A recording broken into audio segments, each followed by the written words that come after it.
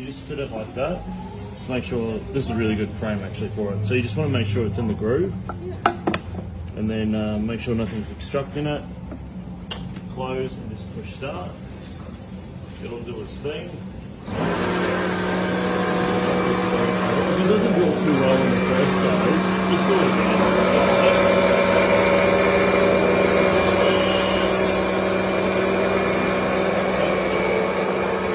When you know it's when it's spinning hard,